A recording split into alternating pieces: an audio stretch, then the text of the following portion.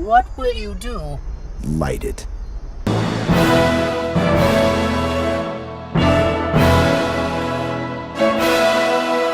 Hello everyone, welcome back to the channel. Today we are talking Halo Infinite, the best made DLC I played last year. Oh, There we go, I did it. That's it. That's the whole joke. That's the whole joke for the entire video. But in all seriousness,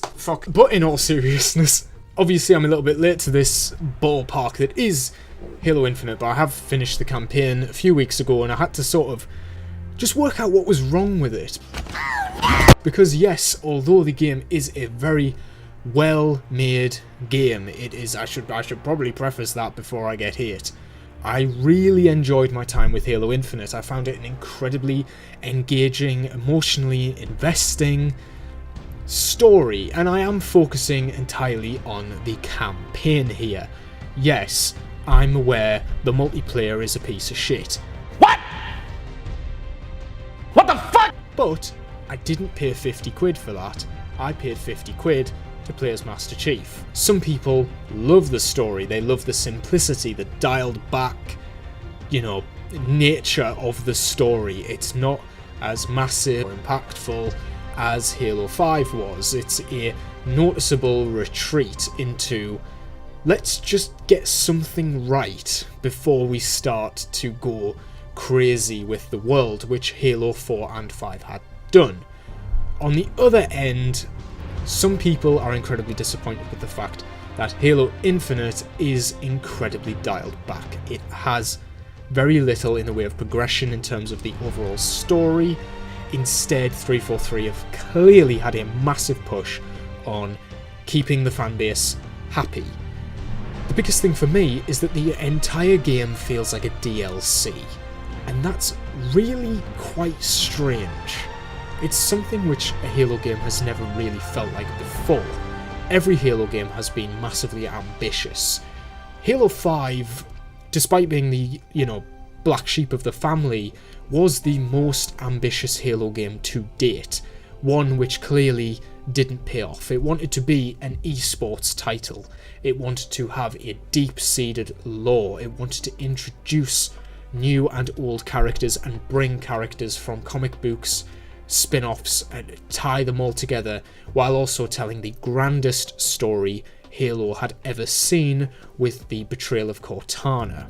A massive task which clearly did not pay off, but you can't fault it for trying. What we're given in Halo Infinite is open world, which is something we've never seen before in a Halo game. Or have we? Because every single Halo level were open world segments, you just couldn't go back to them. This lets you go back to essentially a single level. We are playing a massive version of the Silent Cartographer. There's no variety in the architecture. We're given essentially one location and a lot of it, with bandit camps and outposts, the likes of which you would see in a lot of maybe Ubisoft titles like Watch Dogs, Assassin's Creed, Far Cry, but it sort of lacks the collectathon aspects and instead is very dependent on you wanting to explore and not giving you any incentives to explore.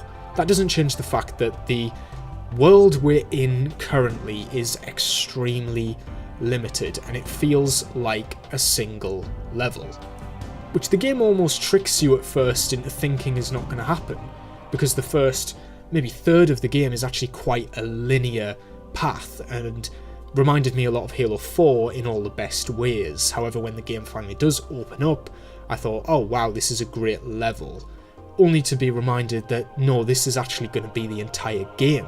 Reminded me a bit of the Avengers game, where it has this similar linear set pieces for the first half of the game and then opens up into just random levels until you get to a conclusion. It kind of gave me bad PTSD of that. Undoubtedly, we will be getting campaign DLC. Hopefully, each of these campaign DLCs are different areas. I would love a snow region, a desert region, something to add and expand. Like, there's no denying that despite the simplicity of the area, it is very well thought out, especially with the new traversal system. The world is clearly designed to be very vertical, more than horizontal.